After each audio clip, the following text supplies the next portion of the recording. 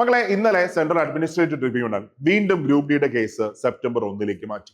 ഞാൻ തന്നെ സൂപ്പർ നോട്ട്സിന്റെ ചാനലിൽ 3 തവണ ഗ്രൂപ്പ് ഡി കേസുമായിട്ട് ബന്ധപ്പെട്ട് വീഡിയോ ഇട്ടിട്ടുണ്ട്. ഇനി എനിക്ക് ഇടാൻ വയ്യ. കാര്യം എന്റെ ഓർമ്മ ശരിയാണെങ്കിൽ ഏതാണ്ട് ഒരു 8ാമത്തെ തവണയോ 9ാമത്തെ തവണയാണ് ഈ കേസ് ഇങ്ങനെ നീട്ടിക്കൊണ്ടു പോകുന്നത്. അപ്പൊ ഇതൊക്കെ കാണുന്ന സാധാരണ ഒരു കുട്ടി വിചാരിക്കും, ഞാൻ ഇനി പഠിക്കേണ്ട ആവശ്യമുണ്ടോ, എന്തെങ്കിലും സംഭവിക്കുമോ, എക്സാം മാറ്റുമോ, എന്തുകൊണ്ട് ഞാൻ ഈ എക്സാമിന് വേണ്ടി പ്രിപ്പയർ ചെയ്യണം, അങ്ങനെയൊക്കെ ചിന്തിച്ചിരിക്കുന്ന ആൾക്കാരുണ്ട്.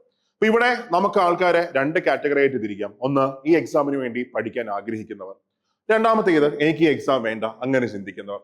അപ്പൊ ഇതിനകത്ത് പഠിക്കാൻ വേണ്ടി ആഗ്രഹിക്കുന്നവർ ഇനി കയറി വന്നോളാം. അല്ലാത്തവർക്ക് ഈ നിമിഷം വെച്ച് ഈ വീഡിയോ കട്ട് ചെയ്ത് അല്ലെങ്കിൽ സ്കിപ്പ് ചെയ്ത് അങ്ങോട്ട് പോവാം. എന്തുകൊണ്ട് ഞാൻ ഈ ഗ്രൂപ്പ് ഡി എക്സാമിന് വേണ്ടി പ്രിപ്പയർ ചെയ്യണം? ഒന്നാമത്തെ കാര്യം ഞാൻ പറഞ്ഞുതരാം. ഇപ്പോഴുള്ള CGLന്റെ നമ്പർ ഓഫ് വേക്കൻസി നിങ്ങൾ കണ്ടായിരുന്നു, CHSLന്റെ വേക്കൻസി കണ്ടായിരുന്നു, ദെൻ MTSന്റെ വേക്കൻസി കണ്ടായിരുന്നു, NDPC ഗ്രാജുവേറ്റിന്റെ വേക്കൻസി കണ്ടായിരുന്നു, അണ്ടർ ഗ്രാജുവേറ്റിന്റെ വേക്കൻസി കണ്ടായിരുന്നു. ഞാൻ ഒരു കാര്യം പറഞ്ഞുതരാം. ഇത്രയും വേക്കൻസികളെ ചേർത്ത് വെച്ചാൽ ഗ്രൂപ്പ് ഡിയുടെ വേക്കൻസി ആവും. നിലവിൽ തന്നെ ഗ്രൂപ്പ് ഡി 32,000 വേക്കൻസിയിലാണ് ഇപ്പൊ നോട്ടിഫിക്കേഷൻ വിട്ടേക്കുന്നത്. അവിടെ മനസ്സിലാക്കുക, NDPC ഗ്രാജുവേറ്റ് 11,000 ആയിരുന്നു, അണ്ടർ ഗ്രാജുവേറ്റ് ഏതാണ്ട് 3000 സംതിങ് ആയിരുന്നു. പക്ഷെ ഇവിടെ ഗ്രൂപ്പ് ഡിക്ക് മാത്രം 32,000 വേക്കൻസി. പക്ഷെ അവിടെ ഒന്ന് ആലോചിച്ച് നോക്കുക, 70,000-ഓളം ഒഴിവുകൾ കിടപ്പുണ്ട്.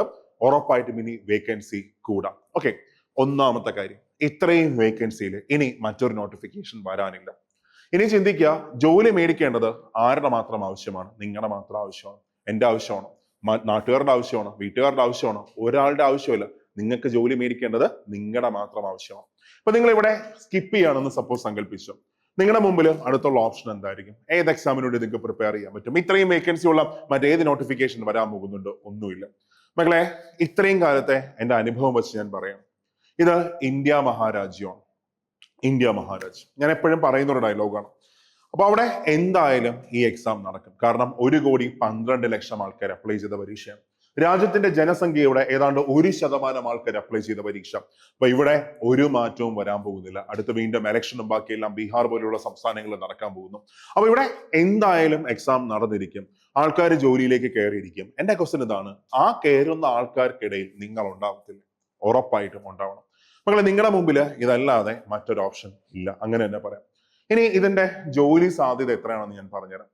നമ്മളിപ്പോ ചെന്നൈ സോൺ മാത്രം എടുക്കുകയാണെങ്കിൽ, ഇപ്പൊ UR കാറ്റഗറി എടുക്കുകയാണ്, ഏതാണ്ട് 1,63,000 ആപ്ലിക്കൻസ് ആണ് അവിടെ ഉള്ളത്. ഏതാണ്ട് 1,300ഓളം വേക്കൻസി നിലവിൽ തന്നെയുണ്ട്. എന്ന് വെച്ചാൽ നമ്മൾ 1,63,000 ഈ 1,300 ഡിവൈഡ് ചെയ്യുമ്പോൾ അവിടെ നിങ്ങളുടെ സാധ്യത അപ്ലൈ ചെയ്യുന്ന 150 ഒരാൾക്ക് ജോലിയാണ്. ഞാൻ മൊത്തത്തിൽ എടുക്കുകയാണെങ്കിൽ ഏതാണ്ട് 250 ഒരാൾക്ക് ജോലി. 250 ഒരാൾക്ക് ജോലി. അവിടെ ആ നമ്പർ നിങ്ങൾ ശ്രദ്ധിക്കണം. ഒരു LD ക്ലർക്ക് ആണെങ്കിൽ, PS നടത്തുന്ന ഒരു LD ക്ലർക്ക് ആണെങ്കിൽ അവിടെ ജോലി സാധ്യത അപ്ലൈ ചെയ്യുന്ന 1000 ഒരാൾക്ക് ജോലിയാണ്. ഇനി സെക്രട്ടേറിയറ്റ് അസിസ്റ്റന്റ് ആണെങ്കിൽ അപ്ലൈ ചെയ്യുന്ന 1000 ഒരാൾക്ക് ജോലി. CGL ആണെങ്കിൽ അപ്ലൈ ചെയ്യുന്ന 10,000 ഒരാൾക്ക് ജോലി. അപ്പോൾ അങ്ങനെ ഉള്ള പോസ്റ്റുകൾക്കിടയിലാണ് നിങ്ങൾ കോമ്പീറ്റ് ചെയ്യാൻ പോകുന്നത്. അവിടെ അപ്ലൈ ചെയ്യുന്ന 250 ഒരാൾക്ക് ജോലി എന്ന് പറഞ്ഞാൽ അതൊരു വലിയ കാര്യം തന്നെയാണ്. ഓക്കെ, ഇനി രണ്ടാമതായിട്ട് മനസ്സിലാക്കുക, ഇവിടെ ഫിസിക്കൽ എന്നൊരു ഘടനയുണ്ട്. അതായത് ഒന്ന് ആലോചിച്ച് നോക്കിയേ, എത്ര പേർക്ക് ഫിസിക്കൽ എടുക്കാൻ പറ്റും, ഫിസിക്കൽ കിട്ടും? അപ്പൊ അവിടെ കുറെ ആൾക്കാർ അവിടെ ഒഴിവാകും. അവിടെ നിങ്ങളുടെ സാധ്യത കൂടുകയാണ്. അപ്പൊ ഞാൻ ഈ പറഞ്ഞേക്കുന്ന അപ്ലൈ ചെയ്ത ആൾക്കാരുടെ കോമ്പറ്റീഷൻ ആണ്. അപ്പൊ ഈ അപ്ലൈ ചെയ്യുന്ന എല്ലാവരും പഠിക്കണമെന്ന് നിർബന്ധമുണ്ടോ? ഒരു നിർബന്ധവുമില്ല. എത്ര ആൾക്കാർ പഠിക്കുമെന്ന് നിങ്ങൾ ചിന്തിക്കാം. ഇപ്പൊ ഈ പറയുന്ന നിങ്ങൾ തന്നെ എത്രത്തോളം പഠിക്കുന്നുണ്ടോ നിങ്ങളൊന്ന് ആലോചിച്ച് നോക്കി. അപ്പൊ നിങ്ങൾക്ക് മനസ്സിലാക്കാൻ പറ്റും നിങ്ങളുടെ സാധ്യത എത്ര മാത്രമാണ്. ഇനി നമ്മൾ സിലബസിലേക്ക് പോകുമ്പോൾ അവിടെ ഒരു എക്സാം മാത്രമേ വരുന്നുള്ളൂ, ഒറ്റ എക്സാം. ബാക്കി ഏത് എക്സാം എടുത്താലും CBT 1 കാണും, CBT 2 കാണും. പക്ഷെ ഇവിടെ CBT 1 എന്ന ഒരൊറ്റ എക്സാം മാത്രം.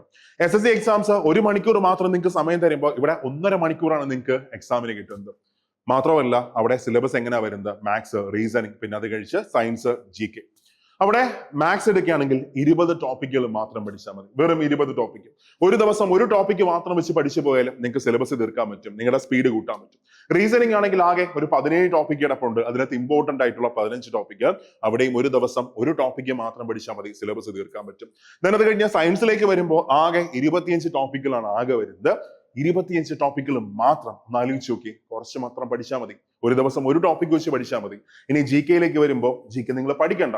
കാര്യം GK 20 മാർക്ക് മാത്രമേ വരുന്നുള്ളൂ. GK കറണ്ട് അഫയേഴ്സും കൂടെ ചേർത്തിട്ട് അവിടെ 9 മാർക്ക് കോൺട്രിബ്യൂട്ട് ചെയ്യാൻ പോകുന്നത് കറണ്ട് അഫയേഴ്സ് ആയിരിക്കും. 4 മാർക്ക് കോൺട്രിബ്യൂട്ട് ചെയ്യാൻ പോകുന്നത് സ്റ്റാറ്റിക് GK ആയിരിക്കും. അപ്പോ ഒന്ന് ആലോചിച്ച് നോക്കി, കുറച്ച് മാത്രം പഠിച്ചാൽ മതി. ബാക്കി ഏതൊരു എക്സാമിന്റെ സിലബസ് എടുത്താലും അത്രയും സിലബസിന്റെ വലിയ പാർക്കില്ല, ഗ്രൂപ്പ് ഡി ഇല്ല. 10th ആണ് ക്വാളിഫിക്കേഷൻ വരുന്നത്. സോ ആ നിലവാരത്തിലുള്ള ക്വസ്റ്റ്യൻസ് നിങ്ങൾ പ്രതീക്ഷ മതി. നിങ്ങൾ സംശയം ഉണ്ടെങ്കിൽ കഴിഞ്ഞ ഗ്രൂപ്പ് ഡിയുടെ ക്വസ്റ്റ്യൻ പേപ്പർ വെറുതെ ഒന്ന് എടുത്തു നോക്കാം, നിങ്ങളെ കൊണ്ട് പറ്റുമെന്ന് നിങ്ങൾക്ക് തോന്നും. മക്കളെ, എനിക്ക് ഒറ്റ കാര്യം മാത്രമേ പറയാനുള്ളൂ. എന്റെ മനസ്സിൽ ഈ ഗ്രൂപ്പ് ഡി അപ്ലൈ ചെയ്ത ആൾക്കാർ ഭാഗ്യവാന്മാരാണ്. കാരണം അവർക്ക് ഇതുപോലെ ഇത്രയും വേക്കൻസി ഉള്ള, ഇനി അങ്ങോട്ട് വേക്കൻസി കൂടാൻ സാധ്യതയുള്ള ഒരു പോസ്റ്റിലേക്ക് അപ്ലൈ ചെയ്യാൻ പറ്റി. ഇനിയും പഠിച്ചു തുടങ്ങാൻ സമയമുണ്ട് നിങ്ങളുടെ മുമ്പിൽ. ഇനിയും പഠിച്ചു തുടങ്ങാൻ സമയമുണ്ട്. കാരണം കേസ് നീണ്ടു പോകും തോറും നിങ്ങളുടെ സമയം കൂടിക്കൊണ്ടിരിക്കുകയാണ്. ഒരു ഒക്ടോബറിന് ശേഷം അല്ലെങ്കിൽ ഒക്ടോബർ നവംബർ മാസമൊക്കെ നമുക്ക് എക്സാം പ്രതീക്ഷിക്കാം.